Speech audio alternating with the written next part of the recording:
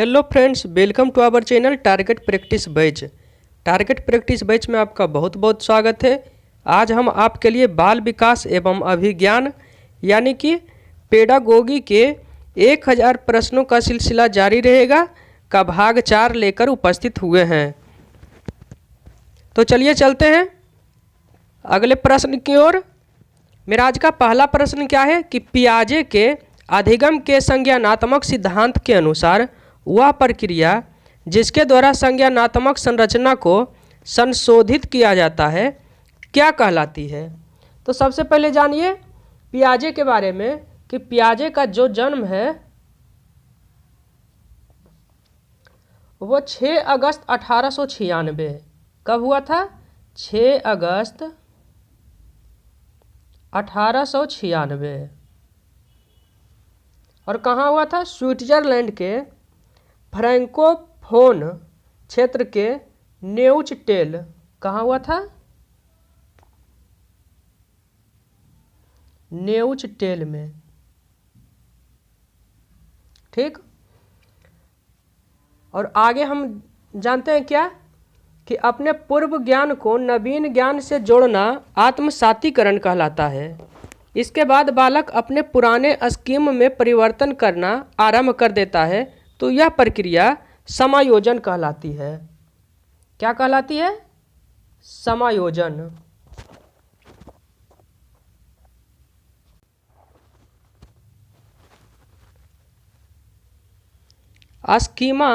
Schema में ज्ञान की एक श्रेणी और उस ज्ञान को प्राप्त करने की प्रक्रिया दोनों शामिल होता है। किसमें? स्कीमा के अंतर्गत। और पियाजे के अधिगम के संज्ञानात्मक सिद्धांत के अनुसार वह प्रक्रिया जिसके द्वारा संज्ञानात्मक संरचना को संशोधित किया जाता है वो समावेशन कहलाता है। तो यहाँ से इसका राइट आंसर क्या हो जाएगा? ऑप्शन नंबर सी यहाँ से इसका राइट आंसर हो जाएगा, समावेशन। अब चलिए चलते हैं नेक्स्ट प्रश्न की ओर। मेरा अगला प्रश्न देखिए क्या है कि एक शिक्षिका अपने शिक्षार्थियों की सदैव इस रूप से सहायता करती है कि वे एक विषय क्षेत्र से प्राप्त ज्ञान को दूसरे विषय क्षेत्रों के ज्ञान के साथ जोड़ सके। इससे खाली स्थान को बढ़ावा मिलता है।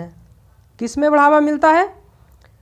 तो एक क्षेत्र के ज्ञान को दूसरे विषय क्षेत्र के ज्ञान से जोड़ना में बढ़ावा मिलता है। इसे क्या कहते हैं? ज्ञान के सहसंबंध एवं अंतरण। इसे किस नाम से जाना जाता है? ज्ञान के सहसंबंध एवं अंतरण। इसलिए ऑप्शन नंबर बी इसका राइट आंसर हो जाएगा। अब चलिए चलते हैं नेक्स्ट प्रश्न की ओर। अगला प्रश्न मेरा देखिए क्या है।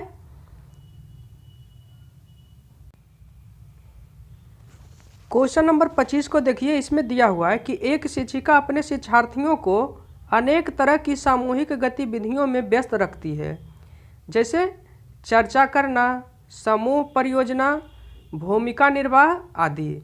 यह सीखने के किस आयाम को उजागर करता है?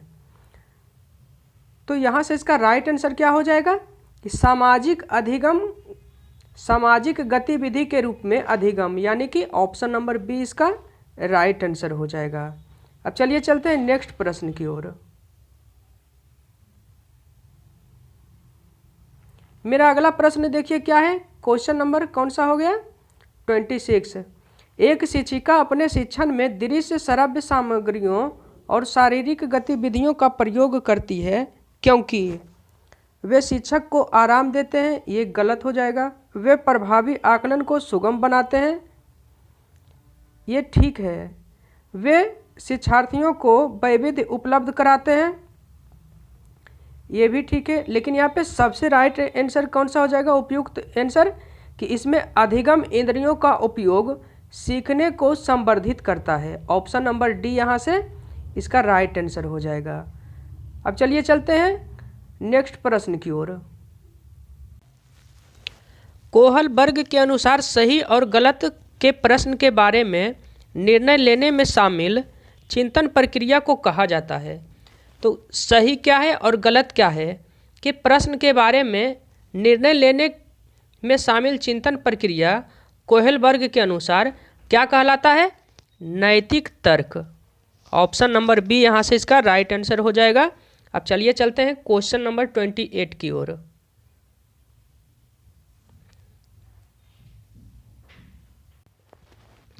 समावेशी शिक्षा उस विद्यालयी शिक्षा व्यवस्था की ओर संकेत करती है। समावेशी शिक्षा का अर्थ क्या हो गया कि जिसमें लड़का और लड़की दोनों को एक वर्ग में पढ़ाया जाता है एवं शारीरिक रूप से सक्षम और अक्षम दोनों बालकों को एक ही कक्षा के भीतर पढ़ाया जाता है। तो यहाँ से समावेशी शिक्षा किस ओर संकेत करती है? तो जो शारीरिक, बौद्धिक, सामाजिक, भाषिक या अन्य विभिन्न योग्यता स्थितियों को ध्यान में रखे बगैर सभी बच्चों को शामिल करते हैं। यानी कि यहाँ से इसका राइट आंसर कौन सा हो जाएगा? ऑप्शन नंबर डी यहाँ से इसका राइट आंसर हो जाएगा। अब चलिए चलते हैं नेक्स्ट प्रश्न की ओर।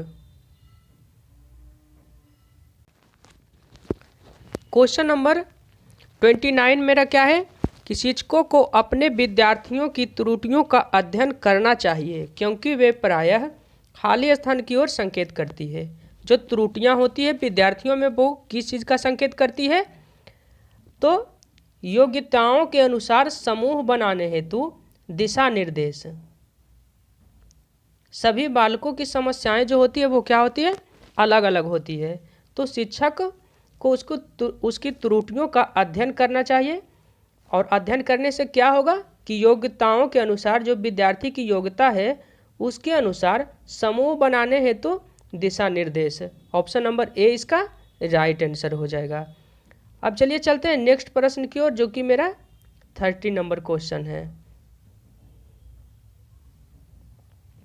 सीमा हर पाठ को जल्दी सीख लेती है जबकि लीना उसे सीखने में ज़्यादा समय लेती है। सीमा हर पाठ को बहुत जल्दी सीख लेती है और लीना क्या होती है? सीखती है लेकिन उससे ज़्यादा समय लेती है। तो यह विकास के किस सिद्धांत को दर्शाता है? तो यह विकास के अंतः संबंध गलत हो जाएगा, निरंतरता भी इसका गलत हो जाएगा और सामान्य से विशिष्ट की ओर ये भी गलत हो जाएगा। तो इसका राइट आंसर कौन सा हो जाएगा? वैयक्तिक भिन्नता इसका राइट आंसर हो जाएगा। Option number A. अब चलिए चलते हैं नेक्स्ट प्रश्न की ओर। सर्वनाश से ग्रसित बच्चे कक्षा में किस सबसे मुख्य नैराश्य यानी कि कुंठा का सामना करते हैं? तो यहाँ से इसका राइट आंसर कौन सा हो जाएगा? सबसे पहले जानिए कि सर्वनाश क्या है। तो सर्वनाश जो है वो बोलने में कठिनाई है और सर्वनाश को किस नाम से जाना जाता है? इसे डिसलेक्सिया के नाम से जाना जाता है।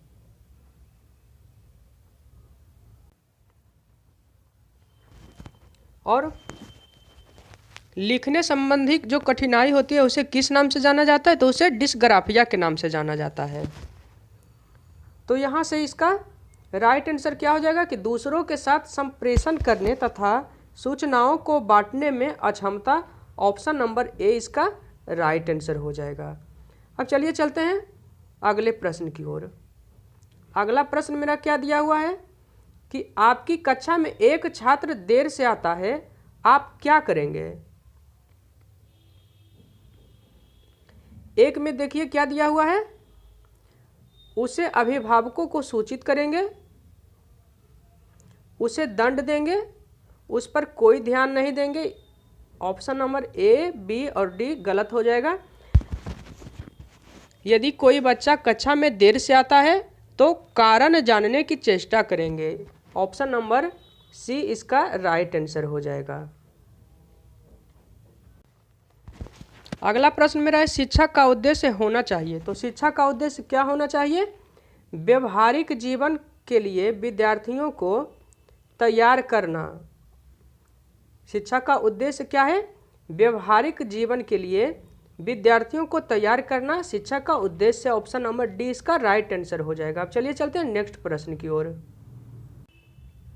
मेरा अगला प्रश्न क्या दिया हुआ है कि आपको शिक्षक दिवस पर कुछ विद्यार्थियों ने एक बधाई पत्र भेजा है, आप क्या करेंगे?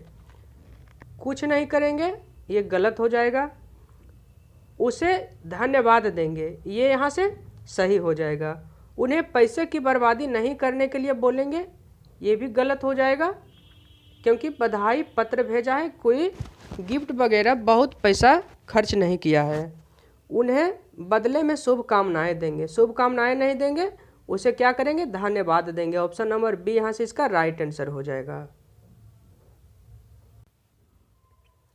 अगला प्रश्न मेरा देखिए क्या दिया हुआ है कि आप किसी कक्षा में पाठ पढ़ाते हैं और एक विद्यार्थी विषय से असंबद्ध एक प्रश्न पूछता है, आप क्या करेंगे? तो आप क्या करेंगे, कक्षा के बाद प्रश्न का उत्तर देंगे। ऑप्शन नंबर डी इसका राइट आंसर हो जाएगा। अब देखिए अगला प्रश्न क्या है कि विद्यालय से विद्यार्थियों के भाग जाने का कारण है। ऑप्शन नंबर ए में क्या है, कला शिक्षण में रुचि का अभाव। रुचि का अभाव ये राइट हो जाएगा, लेकिन यहाँ पे रुचि को उत्पन्न किया जाता है अच्छे तरीके से पढ़ाकर और पढ़ाई में जो भी समस्या आ रही है उसका निदान करके। ऑप्शन नंबर बी में क्या है, विद्यार्थियों में अध्ययन में रुचि का अभाव, ये भी गलत है। विद्यार्थियों को दंड नहीं देना, ये गलत हो जाएगा यहाँ से, क्योंकि 2005 के शिक्षा नीति के अनुसार क्या है कि बाल केंद्रित शिक्षा है और पिटाई या फिर उसे क्लास से बाहर निकालने की स्कीम्स नहीं है। और ऑप्शन नंबर डी में क्या है, समस्या के प्रति शिक्षकों की निर्दयी अभिवृत्ति। Option number D right answer हो जाएगा। समस्या के प्रति शिक्षकों की निर्दयी अभिवृत्ति के कारण विद्यालय से विद्यार्थियों का भाग जाना होता है। अब चलिए चलते हैं नेक्स्ट प्रश्न की ओर। यहाँ पे देखिए मेरा अगला प्रश्न क्या है कि बाल विकास की परिभाषा का अध्ययन क्षेत्र है जो, यानी कि बाल विकास की परिभाषा क्या है, तो किसी बच्चे के संज्ञानात्मक, सामाजिक तथा दूसरे सामर्थ्यों के कर्मिक विकास के लिए उत्तरदायी होगा। यही क्या है, बाल विकास की परिभाषा का अध्ययन क्षेत्र है। ऑप्शन नंबर डी यहाँ से इसका राइट आंसर हो जाएगा। आज का मेरा अंतिम प्रश्न क्या है कि प्राथमिक शिक्षक के लिए बाल मनोविज्ञान का ज्ञान आवश्यक है। कौन से शिक्षक के लिए, प्राथमिक शिक्षक के लिए। तो बाल मनोविज्ञान क्यों आवश्यक है, क्योंकि यह बच्चों के व्यवहार को समझने में शिक्षक की सहायता करता है। क्या हो जाएगा कि यह बच्चों के व्यवहार को समझने में शिक्षक की सहायता करता है, इसीलिए प्राथमिक शिक्षक को बाल मनोविज्ञान का ज्ञान होना आवश्यक है। ऑप्शन नंबर डी इसका राइट आंसर हो जाएगा। यदि आपको मेरा वीडियो अच्छा लगता है तो मेरे चैनल को शेयर, सब्सक्राइब और लाइक जरूर कीजिएगा। फिर मिलते हैं नेक्स्ट वीडियो में, तब तक के लिए धन्यवाद।